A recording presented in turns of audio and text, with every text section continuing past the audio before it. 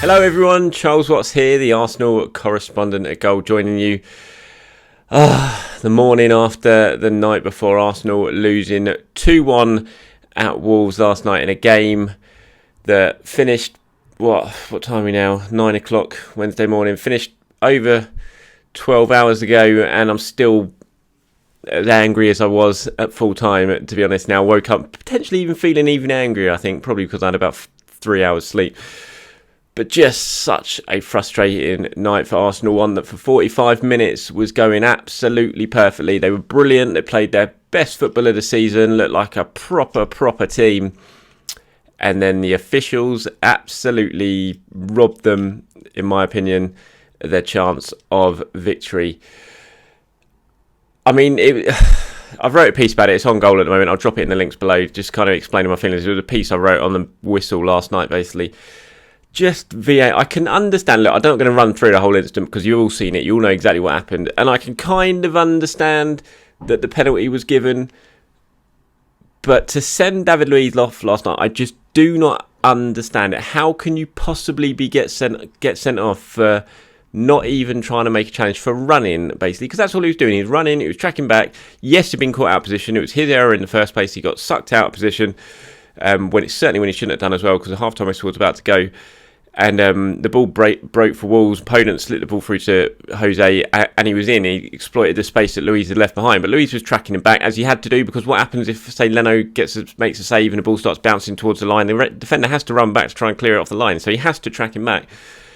And then Jose basically kicks Luiz. He pulls his foot back to shoot. He clips Luiz. That's where the contact is initiated by the Wolves player. Tiniest, minutest little contact goes down. I mean, how you can get sent off for basically running, I have no idea. There was no attempt of a challenge. I know people say the whole rule of, if you make a genuine attempt for the ball, you won't get sent off. But if you don't make an attempt for the ball, you will get sent off. But the fact is, he didn't make an attempt for the ball, but he didn't make an attempt for anything. He was just running, and he got kicked, basically. And sorry, I'm ranting. I know I'm ranting, but it's just so frustrating for me, because I thought for 45 minutes Arsenal were great, and then the game was absolutely taken away from that decision. Had it just been a penalty, I could just about understand it, and Arsenal would have gone in 1-1. Yes, it would have been disappointing, but I still absolutely think they would have come out in that second half and won the game. But instead, went in 1-1, 10 men, and then to rub salt into his Wolves, going to stick one in from 30 yards. Moutinho, brilliant strike, but 3 minutes into the second half, that sucked all the life out of Arsenal, and then it was a long way back.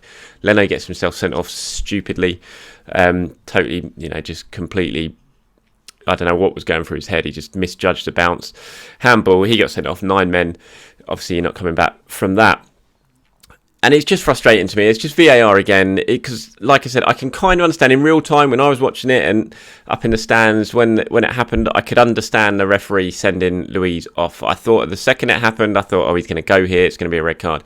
But so I can understand the actual match official giving the penalty and sending him off. But for VAR to look at it and a judge that deserves a red card, I have absolutely no idea how they can do it. And it's just making a mockery of the whole VAR introduction, really, because it was brought in to solve clear and obvious errors, and for me that is a clearest and obvious error. I don't understand how you can get sent off for basically running and getting kicked, because that's what happened. He got kicked. Luiz didn't trip him, he got kicked by the Wolves player.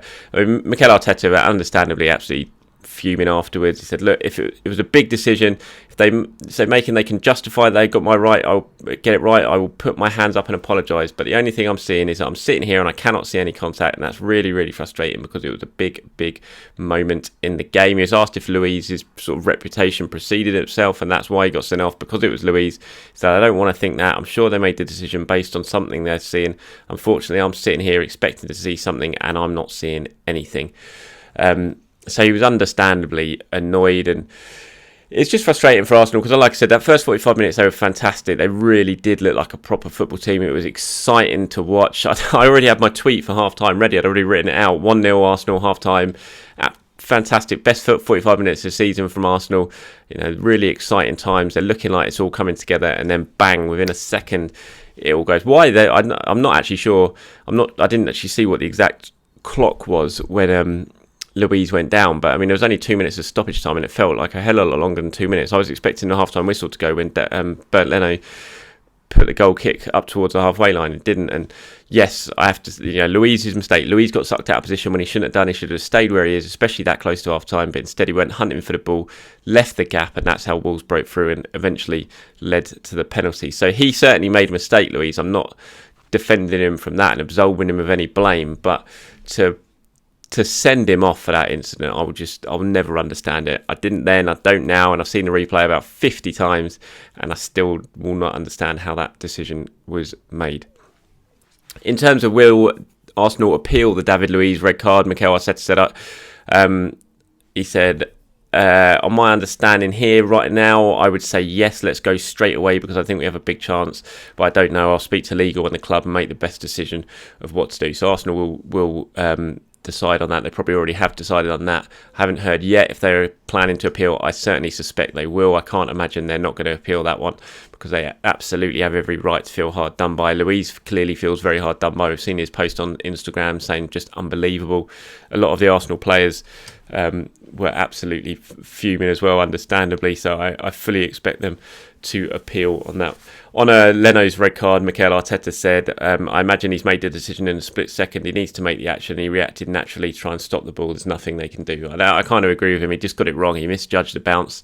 When he was planning on obviously chesting it or heading it, the bounce bounced a bit higher.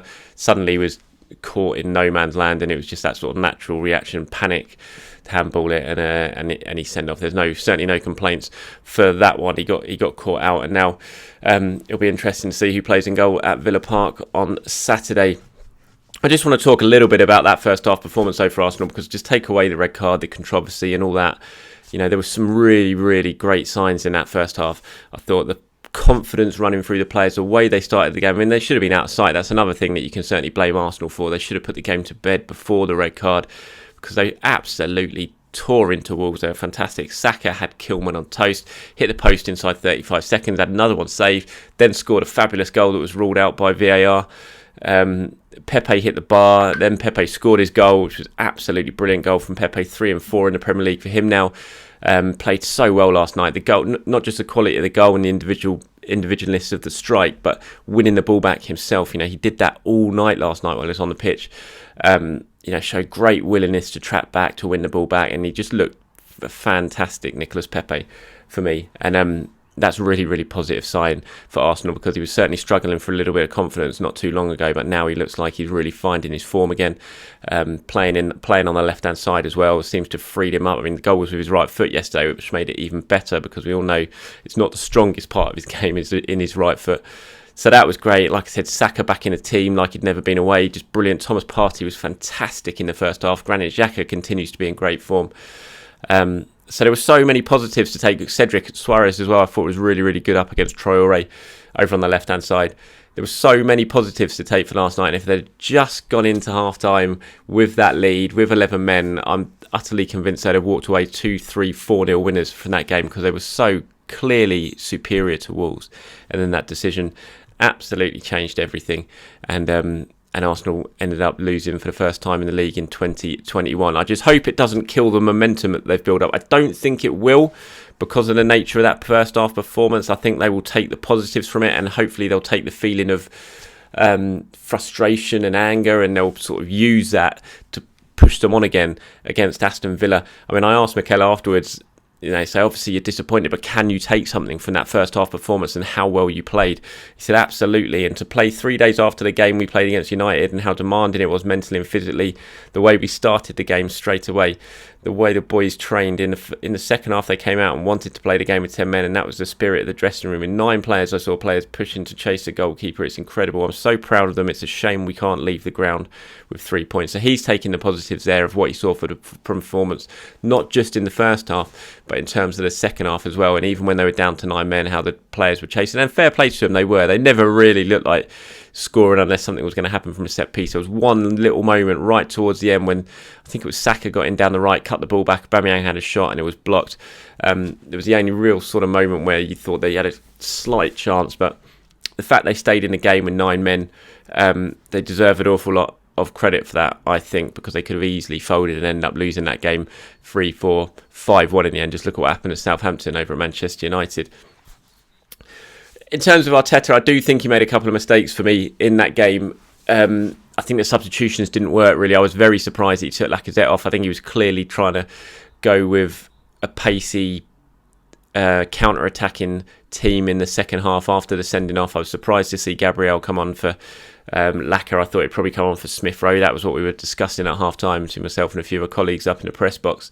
He kind of took away the focal point of the Arsenal attack for me, taking Lacazette off. I'm not sure that was the best decision. It kind of, especially, I mean, you can't look into the future, but the fact that Wolves scored so quickly after half-time as well made it even tougher than not having a focal point, because you're not even 1-1 anymore. You're 2-1 down, and Wolves won't be really pushing as much to go and win the game because they've already got the lead, so they can sit back a little bit. And when you haven't got the focal point who can hold things up and link the play, then you're struggling a little bit. So I thought that decision was quite strange, and it was exacerbated by the second goal for Wolves so soon after half time. So I thought that was an error, and I didn't quite get taking Pepe off in the second half as well and bringing Aubameyang on. I can understand Orba coming on because it was 2-1 at that point. You want your main goal scorer on the pitch, even if he is not, nowhere near match fit. But to take Pepe off, who I think was having a really good game, and leave Smith Rowe on, who I thought was struggling a little bit, wasn't really influencing the game too much. I thought that was the substitution to make there. So to see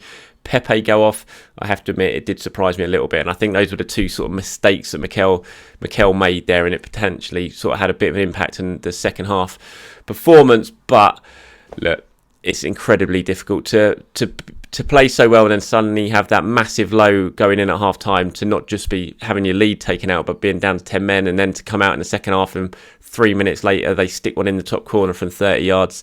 You're just suddenly thinking, oh my God, what can we do now? And then your goalkeeper gets sent off, you're down to 9 men. It's very hard to criticise Arsenal for what they did on the pitch last night. I thought it is difficult because they all did everything they could. I mean, they looked devastated at full-time whistle. Granit Xhaka stood there, he looked absolutely distraught. And I thought Xhaka was superb last night. Even when they were down to 9 men, he was still doing everything he could to raise the team. I thought he had a great game, and you could see how disappointed he was.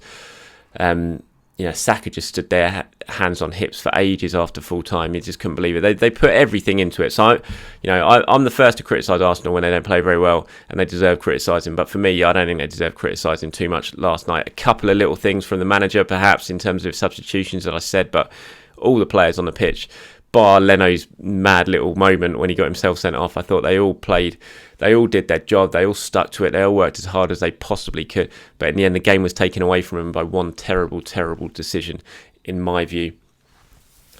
In terms of the Villa game at the weekend, not the ideal situation for Arsenal. The fact that Bernd Leno has got himself sent off and will miss the game. Matt Ryan obviously injured at the moment, which meant Runarsson came on in the second half. Credit to him, he actually made a couple of decent stops, one with his hands, one with his feet, because I was very, very worried, I have to say, given what I've seen from Runarsson so far, and the fact he was hammering it down and the ball was slippery, the ball was going to kick up off the grass for any shot from distance right in front of you. I was a bit worried about Runarsson, but he made a couple of good saves. But ideally, it would be Matt Ryan in goal against Aston Villa at the weekend. But he's injured, and I asked Mikel afterwards, how bad is it? Has he got a chance? He said, look, he's got a muscular injury, and in the last 2 days, he hasn't been able to train. Hopefully, we can get him back in the next few days. So we'll have to wait and see how Matt Ryan's injury progresses. We're next speaking to Mikel Arteta on Thursday morning, I think it is. And it'll be interesting to see then what sort of update we get on Matt Ryan. Kieran Tierney as well, that was a little bit of a worry. He was asked after the game, Mikel, how close was Kieran to making this one? And he said not close at all. Hopefully in the next few days he feels much better and he can come into the team and help us in this moment where we have so many changes. So that's not ideal for Arsenal, because I think we all know how important Kieran Tierney is, and it's just a strange one because we saw he was training on Friday and we all thought he was going to play at the weekend. He didn't, and to then suddenly now being told he was nowhere near even playing yesterday, it was just a bit of a surprise. So hopefully, fingers crossed, we get Kieran Tierney back sooner rather than later. Sorry, I'm just getting the Arsenal page up for do my player ratings here, which I hadn't done. Very professional of me. So hopefully we get Kieran Tierney back as soon as we possibly can, because we all know how important he is. Although Cedric Soares was very, very good again last night. Okay, finally for me, just do my player ratings. Obviously, I didn't get time to do it on the whistle last night. There was just so much going on. So I'll quickly run through these for anyone who is interested. Start with Bernd Leno in goal. I mean, I'm going to have to mark him down because it was such a monumental error that he made getting himself sent off. He'd made a couple of sharp stops before and he was claiming the ball pretty well. So he'd been playing okay up until that point, but then you got to be critical of when a goalkeeper makes a decision like that and gets himself sent off. So I'm going to give Bernd Leno a 4.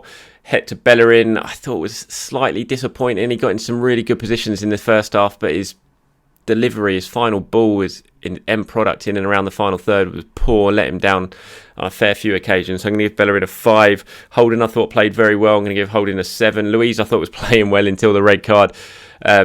Like I said, it was his error to get sucked out of position which led to the incident. So I'm absolutely critical of him for that. He shouldn't have done it. A player of his experience at that point in the game shouldn't have got sucked out like that. But I don't think it was his fault that he got himself sent off, as I've said before. So I'm going to give David Luiz a 5. Cedric Suarez, I thought, was excellent and played really, really well against Traore, especially in that first half when Arsenal was so dominant. I thought Suarez combined really well down the left-hand side with Nicolas Pepe. I'm going to give Suarez a 7. Granit Xhaka, I thought, for me, man of the match. Thought he was fantastic all night long. Really, really did work hard. Carried on going. So I'm going to give Granit a 8. I'm going to give Thomas Partey a 7. I thought he was brilliant in the first half. Thomas Partey absolutely ran that midfield. Faded a little bit in the second half. He's still clearly not fully up to match fitness yet and adjusted to the Premier League. But a good performance nonetheless. He gets a 7. Saka was brilliant until the game changed as it did. It absolutely had Kilman on toast throughout. Should have scored inside the first minute. Had another effort saved. Brilliant finish for the goal that was ruled out for VAR. Give Saka a 7. Smith Rowe, I'm going to give a 6. Not really in the game as much as he should have been. First half he did well, did okay anyway, not up to sort of Saka standards, but still played okay. Second half I thought he should have been substituted. And I was surprised to see him stay on, like I said, and Nicolas Pepe go off when Aubameyang came on. So Smith Rowe gets a 6. Pepe, I'm going to give a 7. Brilliant goal. Didn't stop working all night. Really credit to him. Excellent performance. He gets a 7. Lacazette, and he played the first half. Give him a 6. Did okay, but I was surprised he came off. Like I said, in terms of substitutes who came on, Runarsson, I'll credit Runarsson, made a couple of good stops. I'll give him a 6. Gabriel came on at half time. Didn't really do too much wrong, to be honest. They weren't under that much pressure because I think Wolves sort of sat back once they got the lead. So I'll give Gabriel I'll give him a 6. And Orba just looked well off it and not up to pace really, and didn't really make much of an impact on the game. So I'll give Orba a 5. Right, thank you very much, everyone. Thanks for watching. I do apologise again for not doing my player ratings after the match, but just ran out of time. Enjoy your day. Try and forget about what happened last night. Focus on the positives, because that first half performance, there was an awful lot to like about that. And when 11 men were on the pitch, Arsenal were comfortably the better side last night, and there was no way they were going to go and lose that game. So focus on the positives, everyone, and let's look ahead to Aston Villa this weekend. Thanks for watching. I'll speak to you soon.